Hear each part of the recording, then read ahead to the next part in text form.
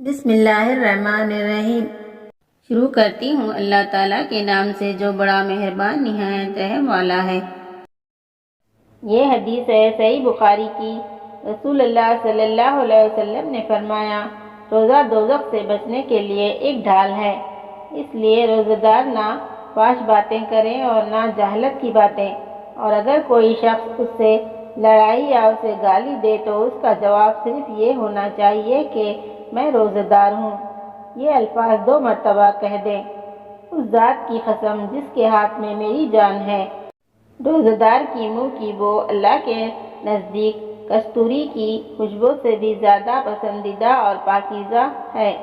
اللہ تعالیٰ فرماتا ہے، بندہ اپنا کھانا پینا اور اپنی شہوت میرے لیے چھوڑ دیتا ہے، روزہ میرے لیے ہے اور میں ہی اس کا بدلہ دوں گا، اور دوسری نیکیوں کا ثواب بھی اصل نیکی کی 10 گنا ہوتا ہے۔